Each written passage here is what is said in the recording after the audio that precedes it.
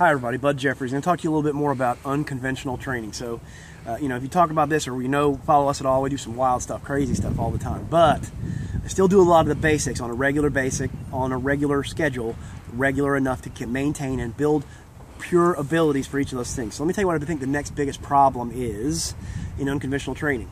Spreading yourself too thin, being too attracted to too many different gadgets. Okay, a guy told me about this one time, said to me, he said, I went to the best lifters in the world, or rock climbers too, same thing. He said, I went to them and asked a couple of the best guys in the world, what kind of bar do you use?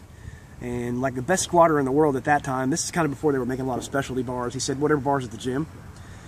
He said, and then I went to a guy who was a journeyman level, who never really got to the top end, and he said, what kind of bar do you use? Oh, I use the most special super bar ever built, ever. It's a specialty super thing. It's got a super alloy. It's got this, that, or whatever. He said, I go to rock climbers and I talk to the best guy on the planet who can climb anything. And what kind of shoes do you use? Those, I don't know, the ones I've had for 15 years, the same, And then you go to the guy who, he does okay, but he doesn't really ever get great at anything. He's got 25 different pairs of shoes in his trunk. And I got the, X double Zipper Z's and the Super Sherpas and whatever. And each one of those things, here's what he's saying. You're so seduced by the different tools, you never really get special or great at any one thing, okay? And unconventional training is a wonderful thing. I love it. But it's a trap in that particular thing because everybody's got a new cool tool. Now, let me tell you a couple things. If you're training with a shake weight, I want you to go and hide your head in shame and put it away. And then repent and come back to the rest of us and do better, okay? Teasing, but here's what I mean, okay? There's lots of cool different stuff. Man, there's dumbbells, barbells, plates, kettlebells, maces, Indian clubs, sledgehammers, ropes, sleds for pushing, sleds for pulling, bar stuff, all kind of different bodyweight stuff, movement and animal flows, and I'm sure I'm forgetting 50 of them if I went through all my stuff to look at it, okay?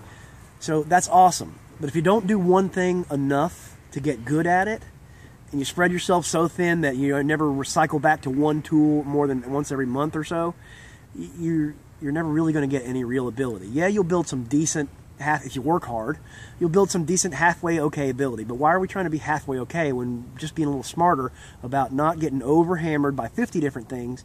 Pick the smart, intelligent things to do about each individual ability you want to develop. Speed, flexibility, mobility, agility, all that stuff, etc. And do a lot of that one thing that has a big payoff for that thing. So you have a big base, then you can do all the cool, spinny, flashy stuff. Or you can play with new tools on a regular basis. Now here's where the new tools can be cool. If you have a really big base of stuff to work with, you can go pick up a new tool and just pretty much dominate it or be awesome at it pretty quickly most of the time, or a new movement or whatever, if you've got a big base to work from. Or if you've got a big amount of total ability in your lifetime to access those athletic abilities, okay? So if you've done a lot of coordinated stuff, you'll be good at coordination stuff really quickly.